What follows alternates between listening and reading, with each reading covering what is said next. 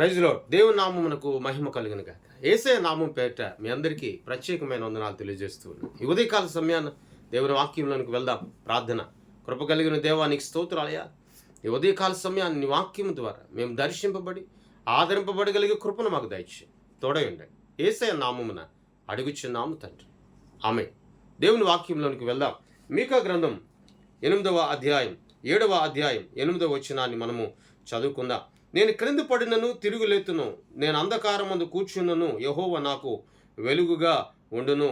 నా శత్రువా నా మీద అతిశయపడవద్దు. నేను క్రింది పడినను నేను తిరిగి లేస్తాను. అంధకారం ఉన్నా సరే దేవుడు నాకు వెలుగుగా ఉన్నాడు. నేను క్రింద పడిన లేవగలిగే శక్తి, లేవగలిగే సమర్థత నా దేవుడు నాకు ఇచ్చాడు. ఒకవేళ నేను అంధకారమందు ఉన్నా, ఒకవేళ నేను చీకట్లో ఉన్నా, ఆ చీకటిని వెలుగుగా మార్చగలిగే దేవుడు నాకు తోడై ఉన్నాడు అని దేవుని యొక్క వాక్యము ద్వారా ఈ రోజున మనము చూస్తూ ఉన్నాం. అనేక మార్లు మనం పడిపోయాం. అవసరతలను బట్టు, కష్టాలను బట్టు, దుఃఖాలను బట్టు, సమస్యలను బట్టు, వ్యాపారం సరిగా లేక, అప్పుల సమస్యలు, కుటుంబంలో ఉన్న బిడ్డలు సరిగా మాట వెనక, కుటుంబంలో ఉన్నటువంటి కుటుంబంలో అనేక రకమైనటువంటి ఆర్థికపరమైన ఇబ్బందుల ద్వారా, లేక మనుషుని నిందించాడు, అవమానపరిచాడు, గాయపరిచాడు అని చెప్పి రకరకాలుగా మనం ఈ లోకంలో మనం పడిపోయి ఉన్నాం. కానీ వాటిలో కూడా సమర్థవంతుడైన యేసుక్రీస్తు ప్రభువువారు పలుమార్లు నిన్ను నన్ను కూడా పైకి లేవదీసి ఉన్నాడు. మరి పైకి లేవదీసి ఉన్నటువంటి దేవుని యొక్క నామమును మనము నిత్యము స్తుతించగలుగుతున్నామా? అక్కడ అంటాడు, నేను పడినను ఆయన నన్ను లేపాడు.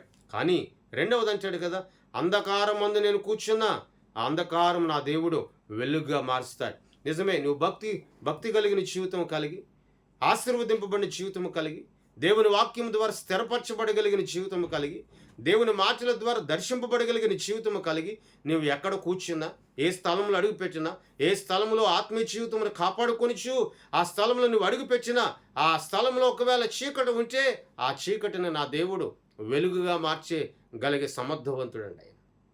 అనేకుల్ని అవమానపరిచి దుఃఖించిన వారి మధ్య అనేక మార్లు దేవుడు నీకు వెలుగును కలుగు చేస్తాడు. అనేక మార్లు సంతోషమును కలుగు చేస్తాడు. పడిపోయినటువంటి నీవు ఇంకా అదే స్థితిలో ఉండకుండా, పడిపోయినటువంటి దిగజారిపోయినటువంటి నీవు ఇంకా అదే స్థితిలో ఉండకుండా ఆ స్థితిని నా దేవుడు పరిపూర్తిగా మార్చాడు. మరి ఈ రోజున పరిపూర్తిగా మార్చినటువంటి దేవుని యొద్ద ఉన్న నీవు నేను కూడా ఏ విధమైన మనసు కలిగి ఉన్నాం? అక్కడ అంటాడు, నా శత్రువా నా యందు చూసి నువ్వు అతిశయించొద్దు. నేను కింద పడినా సరే లేస్తాను, ఎందుకంటే నా దేవుడు నాకు తోడై ఉన్నాడు. ఇశ్రాయేలు అనేక మార్లు పడిపోయారు, వారు లేచారు, దేవుడు లేవదీశాడు, శక్తినిచ్చాడు. అనేక మార్లు నీ ఆత్మీయ జీవితంలో నువ్వు పడిపోయావు, మళ్ళీ లేచావు. మరి ఇప్పుడు ఏ స్థితిలో నీవు ఉన్నావు? పడిపోయిన స్థితిలో ఉన్నావా?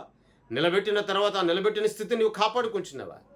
ఒక్కమారు దేవుని యొక్క వాక్యము ద్వారా, దేవుని మాటల ద్వారా, దేవుని యొక్క వాక్యానుసారమైన జీవితము కలిగి నీవు నడిపించబడితే నా దేవుడు బలముగా నిన్ను నీ కుటుంబాన్ని కూడా ఆశీర్వదిస్తాడు.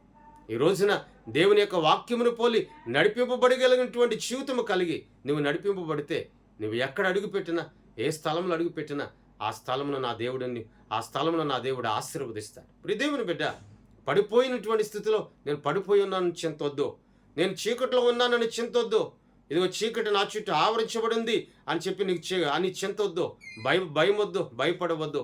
దేవుడు నీకు తోడై ఉన్నాడు, దేవుడిని నిలబెట్టాడు. ఆ నిలబెట్టినటువంటి దానిని జాగ్రత్తగా కాపాడుకో. ఈ మాట నీ జీవితంలో నీరు కట్టి ఫలించునుగాక.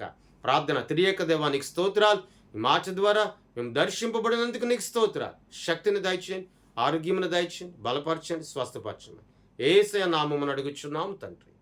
ఆమేన్. దేవుని సన్నిధి మీ అందరికీ తోడైన నడిపించునుగాక. ఆమేన్. మీ అందరికీ వందనాలు తెలియజేస్తాను.